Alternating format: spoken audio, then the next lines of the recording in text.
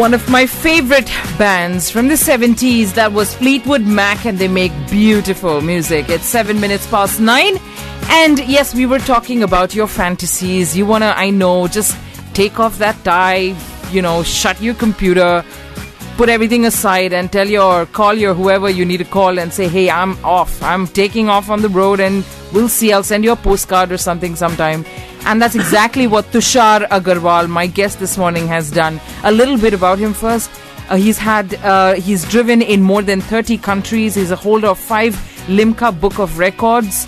And he's part of the Indian team at the Asia and India Car Rally 2012. And co-founder of Adventures Overland, one of the first self-drive expedition companies in India, and a travel columnist in the Motorist magazine, author of the book titled Road Affair, which is right now here in front of me. Good morning, Tushar. Good morning, Chris. I'm telling you, people are envying you right now. People are like, damn, this man. But listen, so IT professional, and that's what I asked you, your day job, right? Yeah. An IT professional. Is that what drove you to the road? Well, I was an IT professional for 10 years. Okay. I worked in UK, US and Japan. Okay. And I quite enjoyed it, but I wanted to do something different in my life, something that I would really be happy about. Mm-hmm. And this crazy idea hit me in 2010 that it'll be great if I could drive from London to Delhi. I was living in London that time. Mm-hmm. And I started planning, and it appeared that it is possible. Uh-huh. And I worked on it for 1 year, and then I was actually able to do that journey. And then the travel bug just caught me, and there was no looking back. I decided that this is what I want to do in my life. So you did London to Delhi? I did, yeah. I drove from London to Delhi. How long did it take you? It took 51 days, and I covered 13,000 kilometers through 15 countries. And you went through your leave for the year? No, I left my job. You left your job? I left my job, yeah. 51 days, yeah. London to Delhi. Okay, yeah. That must have been something. Did you do that alone? Did you have someone to partner with a friend? With a friend. Yeah. That must have been incredible. It was fantastic. It was fantastic. Something I'll always remember. So tell me, so London to Delhi, and let's start at the beginning. When did your romance with the road begin? I moved to US in 2005, where I lived for 1 year, and I bought a second-hand Mitsubishi Eclipse for $800 there. Okay. And I started driving, on the countryside, on the freeways in US, and that's when I started really enjoying driving. But when I was a kid, I used to go on a lot of road trips with my family in the mountains, but I hated the mountains that time, and I would in fact hide in my mother's lap that I'm scared of the mountains. Really? But I didn't know that, subconsciously my dad was sort of maybe grooming me, or somehow the road love for the road, got into me. So your dad actually planted those seeds, right? Actually, he Sneaky guy. He did, yes, he did. But I started driving really in US, and then I moved to UK. And in UK, I really caught on a lot of driving, and I drove all over the island, went to Europe, and I started enjoying it a lot. But those were the kind of road trips that everyone does. You go out on the weekend with your friends or family. Yeah. But it was during one of those road trips in Scotland when this crazy idea of London to Delhi, it was really a novelty kind of an idea that, it will be fantastic to do something like that. And I wasn't very serious. I didn't think that it's possible. But I thought, just for the fun of it, let's start looking on Google Maps if it's possible. I drove an imaginary map and thought, okay, I can go from UK to Europe, Eastern Europe, Russia, Kazakhstan, Uzbekistan, China, Nepal and India. And then I started researching, writing to all these countries that can I drive through your country, and I just kept getting positive responses from everywhere. Really? And then one day it appeared that, wow, it really looks possible. And then it just one thing led to another, and it happened. Wow. Okay, we're going to come back and we'll check with Tushar if it's possible for anybody to do this. Is this something that anyone can do? And we'll figure out what are the things that you need to put in place if you want to embark on a trip like this. Modern day Christopher Columbuses that we all are. Coming up in a short while, I've got Tiffany with this. I think we're alone now. Doesn't seem to be anyone around. I think we're alone now. That's what that's called. Also, nice little penguins with this. Cheer up, sleepy Jean. Oh, what can it mean? Daydream believers, that's what we are. And stay tuned, because there's more daydreaming that we'll be doing in a short while.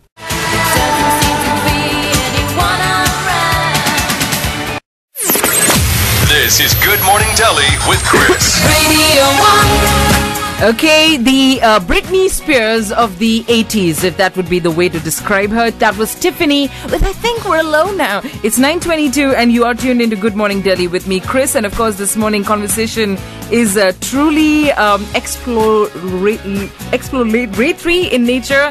We're adventurous this morning and I'm talking to a modern day Christopher Columbus, Tushar Agarwal, sitting in the studio with me.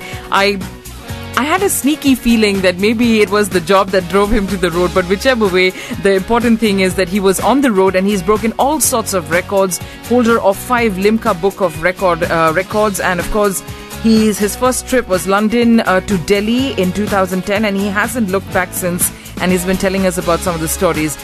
We're going to come back and first we'll talk about, Tushar, let's talk about, there are a lot of people who like taking road trips and it's become the norm now. But it's an innocent trip just outside, Delhi, 2-3 hours, you come back home, it's all good. What if someone wants to embark on these really long trips that you spoke about?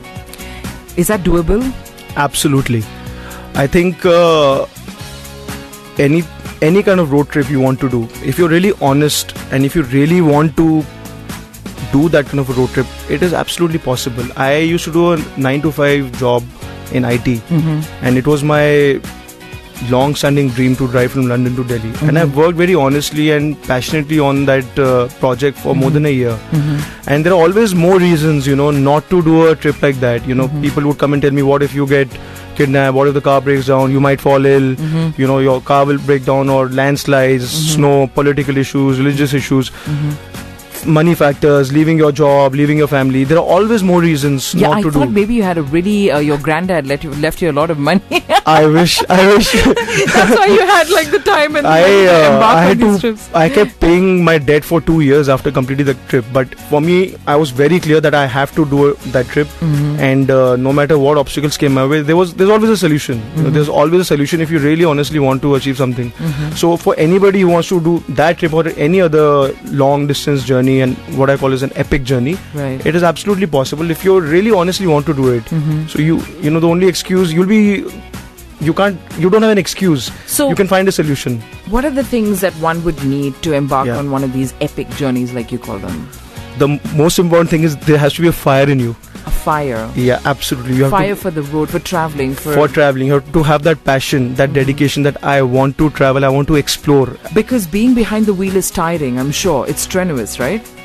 No, it isn't. No? It isn't. When you're exploring terrains, when you're meeting people in different countries, when you're tasting their food, and when you see these kind of incredible sights, these terrains, you don't feel tired. I remember being happiest when I was in one of the most difficult situations in Kyrgyzstan.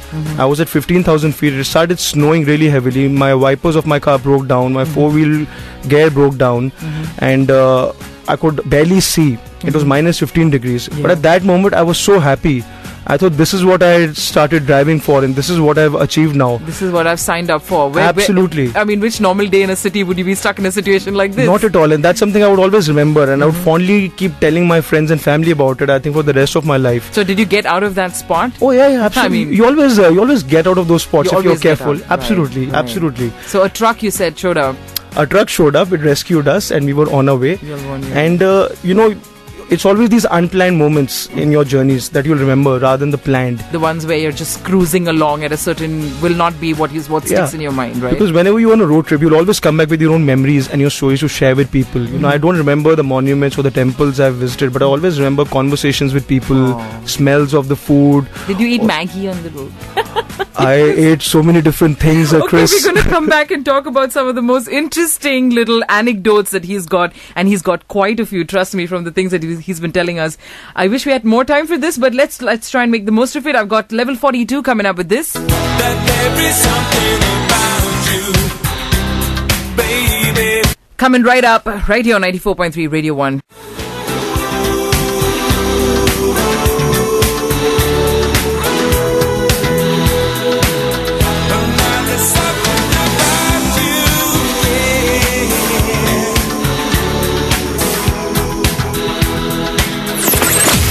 This is Good Morning Delhi with Chris. Radio 1. Level 42 with Something About You. It's 9:35 and you are with me, Chris, right here on Good Morning Delhi. And in the studio this morning, Tushar Agarwal, and yes, an adventurer. And the book Jules Verne, I read it a long time back, Around the World in 80 Days. And he's living that book. That's what Tushar is doing. He is a holder of 5 Limca Book of Records, and he started a company called Adventures Overland. It's the first self-drive expedition company in the country. Can you tell us a little about your company? It's about a year old now, you said. Yeah, company is about a year old. Okay. Basically, Sanjay and we started this company.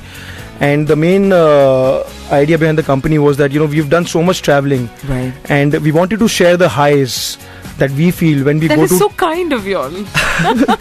It is really, we want people to go and see terrains like Ladakh, Bhutan, Northeast, Run of Kutch, Himachal. And we organize driving expeditions in these places. Right. The reason what we felt why a lot of people want to do it but are not able to do it is because of the... uncertainties. Yeah, the because logistics. The logistics, the remoteness. That what if our car breaks down? What if we fall ill? Yeah. So what we thought was that we start this company and we provide a safety net to people. Right. So we take families, children, senior citizens. No kidding. Yeah, You and told me there was the last one of your trips, 66-year-old? 66-year-old, and the youngest was 3 years old. And Wow. so we give them full support. We'll give oxygen, we'll give radio sets, we'll give you awesome. first aid, medicines, and we'll take puncture repair kits, towing And no straps. drivers. Everybody drives. No drivers. Except the 3-year-old, of course. Except the 3-year-old, yes. Okay. But everyone's encouraged to drive. Everybody's encouraged to drive, and you'll get the most out of your journey if you're driving yourself, not if the driver is at the wheel and you're sitting in the back. You have to drive to experience the road, and if anything breaks down, we are there to support you. Right. So we want people to experience these terrains on the road, on the So ground. you'll travel in a convoy of 14 and 10 cars, 14 cars, that sort of thing. That is correct, yes. And last trip we took 14 cars in a convoy, and our car would lead the convoy, and everybody would be part of the convoy going together. And if something breaks down, we are always there to help and to rescue. Wow. So that's what Adventures Overland is all about. And we're going to start organizing road trips in places like Bhutan, and from next year to Alaska and Kenya and lots of different places. So if someone wants to get in touch with you all, is there a website or where can they get in touch with you? Absolutely, they can log into our website. It's called www.adventuresoverland.com. So cool, so easy, adventuresoverland.com. Now tell us about one of your anecdotes. I really like that one in China. Right, so when I did the London Delhi road trip, I had to do a lot of bribing to get out of situations, because when they see that it's a foreigner driving, their eyes lit up and they say, okay, this is Money making! money. They see dollar signs Right. in their eyes. Right, So right. I was in China, and I had to cross the border and get into the city, and the Chinese custom officer wouldn't let me go, and I was stuck there for 6 hours, and I'm thinking, why isn't he letting me go? All the paperwork is clear. So I sort of asked him that, sir, is there any problem? So he just coyly said to me, do you have a Shah Rukh Khan CD? I said, Shah Rukh Khan CD? He said, yeah, I need a Shah Rukh Khan CD. And I did not have a Shah Rukh Khan CD, but I thought, what does he know? So how did he know? So I went in my car and just picked out another CD. I think it was a Jagjit Singh CD, and I gave it to him. I said, yeah, this is a Shah Rukh Khan CD. And he was so happy, suddenly put the stamp on my pouch. Said, okay, go, now you're free to go. So for 6 hours we wasted, but Shah Rukh Khan came and helped us. Oh yeah, Shah. So- At least he's so good for thank you. something. Finally, we figured out his utility. So good. Okay, that went well. So anyway, we'll be talking about the next world trip that you'll be taking, and of course, please pack some Shah Rukh Khan CDs. Okay, lots of great music coming up. I've got the B-52s, and this one's called Rome. Rome, if you want to, and it's all about, traveling, and more conversation with Tushar Agarwal about his trips and his escapades. Stick around.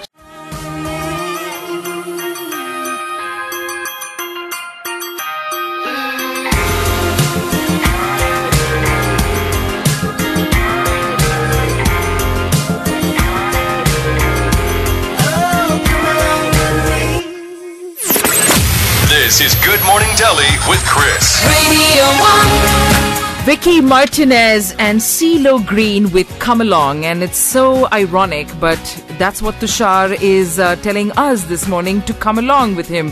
Tushar Agarwal, a modern day Christopher Columbus is how I'd like to describe him. And Indians are not famously known to be struck by so much of wanderlust. we typically like to buy our house and our gadi, and we like to sink roots into the ground. But here's one who just simply cannot stay rooted. So Tushar, your next big trip, and this is humongous. Come on, tell us about it. Chris, the next big trip is called the Great Indian World Trip. The Great Indian World Trip, okay? Yeah, Sanjay, me and one of our friends from Bombay, Prasad, we three will start this journey on 22nd September this year. Okay. We will be driving through 50 countries, cover all the continents of the world, Okay. and travel 70,000 kilometers. The idea behind this journey is to connect with the Indian people, the NRIs, living in different corners of the world, and connecting them with each other. So this is going to be the first trip where we are taking up the job of connecting the entire Indian diaspora all over the world and documenting that in a TV series and in a book. And All the best with that. Lot of Indians for you too. yeah, so it's something that has never been done before. We want to, for example, we'll be going to Canada and meeting with the truck drivers from Punjab. Can you meet my brother in Toronto? I will send him a message. I'll send a picture to him. How cool this Your would latest be. picture. Yeah, he just leave family and wife and just hang out with you guys. I know him. But go on. So we'll be meeting, Indian people are doing different things in different corners of the world. Okay. For example, we'll be meeting scientists in NASA in America. In wow. India, in London, we'll meet with the investment bankers.